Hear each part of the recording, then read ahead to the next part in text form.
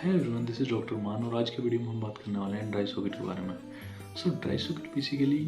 Tooth extraction के बाद में होता है because of the dislodgement of the blood clot. जो ब्लड क्लॉट वहाँ पे टूथ एक्सट्रैक्शन साइड पे बनता है, उसके डिस्लॉजमेंट की वजह से ड्राई सॉकेट होता है। डिस्लॉजमेंट ऑफ ब्लड क्लॉट से होता क्या है कि जो वहाँ की जो बोन है एक्सट्रैक्शन साइड की और जो वहाँ की नर्व फाइबर्स हैं वो एक्सपोज हो जाते हैं, जिसकी वजह से पेशेंट को बहुत ज़्यादा सीवियर पेन होता है। ड्राई सॉकेट का पेन यूजुअली 3 से 5 दिन बाद टूथ एक्सट्रैक्शन के मैनिफेस्ट करता है और इसको हम डिफ्रेंशिएट कर सकते हैं नॉर्मल जो टूथ एक्सट्रैक्शन के बाद जो पेन होता है और ड्राई सॉकेट का पेन होता है। उनमें मेन डिफरेंस ये होता है कि ड्राई सॉकेट का पेन बहुत सीवियर होता है जो कि मेडिकेशन लेने के बाद भी सबसाइड नहीं करता है, वेरे जो नॉर्मल टूथ एक्सट्रैक्शन के बाद का पेन होता है वो यूजुअली सबसाइड कर जाता है मेडिकेशन लेने के बाद में। अब ड्राई सॉकेट के कॉजेज़ क्या होते हैं? यही है कि जो वहाँ पे ब्लड क्लॉट बना हुआ है उसके डिस्लॉजमेंट की वजह से होता है। अब ब्लड क्लॉट डिस्लॉज किस वजह से हो सकता है? सबसे पहले तो अगर हम एग्रेसिव रिंसिंग करेंगे, एग्रेसिव स्पीटिंग करेंगे, वहाँ पे क्लॉट बनने ही नहीं देंगे, या हम ब्रशिंग जो कर रहे हैं नेक्स्ट जैसे यूजुअली 24 आवर्स के बाद से टीथ एक्सट्रैक्शन में हम ब्रशिंग पेशेंट को एडवाइस करते हैं, अगर उसको पेशेंट बहुत ज़्यादा एग्रेसिवली करता है तो वहाँ से जो ब्लड क्लॉट होता है उसके डिस्लॉजमेंट के चांसेस बढ़ जाते हैं। उसके अलावा जो स्मोकर्स पेशेंट होते हैं या अल्कोहलिक जो पेशेंट होते हैं, अगर वो स्मोकिंग करते हैं after tooth extraction within 1 week तो उनको यूजुअली ड्राई सॉकेट के चांसेस बहुत ज़्यादा बढ़ जाते हैं। या आप स्ट्रॉ से पानी पी रहे हैं या कोई भी लिक्विड ले रहे हैं, उससे भी ड्राई सॉकेट के चांसेस बढ़ते हैं। Apart from that food lodgement की वजह से वहाँ पे प्रॉपर ओरल हाइजीन मेंटेनेंस अगर नहीं हो पाती है, उसकी वजह से भी ड्राई सॉकेट होता है।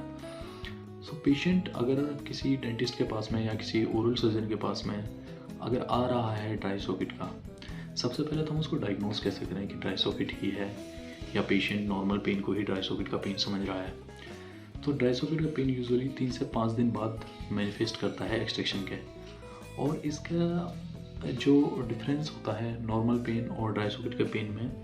जो नॉर्मल पेन है वो यूजुअली मेडिकेशन लेने के बाद सबसाइड कर जाता है, वेरे जो ड्राई सॉकेट का जो पेन है वो मेडिकेशन लेने के बाद में भी लाइक एनाल्जेसिक्स आप पेशेंट को देते हैं फिर भी वो सबसाइड नहीं करता है और बहुत ज़्यादा सीवियर पेन होता है। उसकी intensity compare to post tooth extraction pain है उससे बहुत ज़्यादा होती है। अगर आपके पास पेशेंट आया ड्राई सॉकेट का, सबसे पहले तो उसकी जो एक्सट्रैक्शन साइट है उसको आपको असेस करना है और वहाँ पे प्रॉपर आपको क्लीनिंग करनी है। क्लीनिंग आप कर सकते हैं सलाइन से कर सकते हैं या बीटाडीन सलाइन का जो मिक्सचर होता है उससे कर सकते हैं, और एक बार उसको वहाँ पे क्लीनिंग करने के बाद में अच्छे से उसकी हाइजीन को मेंटेन करने के बाद में आपको वहाँ पे जड़ोई की ड्रेसिंग हम यूजुअली देते हैं, क्योंकि जिंक ऑक्साइड यूजिनॉल में यूजुअली यूजिनॉल होता है जो एज ए ऑप्टोडेंट की तरह काम करता है, और वो पेन को काफ़ी हद तक पेशेंट को रिलीफ मिलता है, इमीडिएटली रिलीफ मिल जाता है। जब तक पेशेंट को रिलीफ ना मिले हम डेली ड्रेसिंग एवरी 24 आवर्स करते रहते हैं। यूजुअली 2-3 ड्रेसिंग में या कुछ पेशेंट को 1-2 ड्रेसिंग में ही रिलीफ मिल जाता है। पेशेंट को ड्राई सॉकेट ना हो इसके लिए हम कुछ इंस्ट्रक्शंस देते हैं। सबसे पहले तो पेशेंट को यूजुअली हम कहते हैं कि 24 आवर्स तक रिंसिंग ना करें या बार बार स्पिटिंग ना करें, क्योंकि स्पिटिंग अगर करते हैं तो ब्लड क्लॉट फॉर्मेशन के चांसेस ही कम हो जाते हैं। उसके अलावा पेशेंट स्ट्रो से कुछ खाए पीना, अगर स्मोकर है तो स्मोकिंग अवॉइड करनी है। अगर पेशेंट डायबिटिक है तो ऐसे डायबिटिक पेशेंट्स में इन्फेक्शन के चांसेस बढ़ जाते हैं, तो उन लोगों को बेहतर है कि हम उनके जो एक्सट्रैक्शन करें हम उसको तब करें तब उनका शुगर कंट्रोल में हो, उनका जो ब्लड शुगर है वो नॉर्मल रेंज में हो। Apart from that while extracting tooth हम लोग बोन गटरिंग जो करते हैं, अगर हमें ज़रूरत पड़ी है specially in 3rd molar surgeries,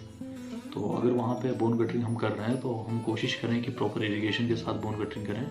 और मिनिमल बोन को डैमेज करें, क्योंकि जितना ज़्यादा बोन डैमेज होगा, जितना ज़्यादा वहाँ पे मोटर चलेगा, उतने ज़्यादा चांसेस होंगे वहाँ पे बोन नेक्रोसिस के, क्योंकि वहाँ पे बोन बार बार हीट होगी। और सर्जिकल साइट को इट्स बेटर कि हम उसको सूचर कर दें अगर हमने एक्सटेंसिव वहाँ पे मैनिपुलेशन किया है तो। और जब एक बार आप एक्सट्रैक्शन कर देते हैं अच्छे से सर्जिकल साइट जो होती है उसको इरिगेट करें,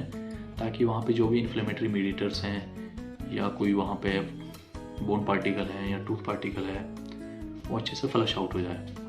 और भी ऐसे वीडियोस को देखने के लिए आप हमारे चैनल को सब्सक्राइब कर सकते हैं।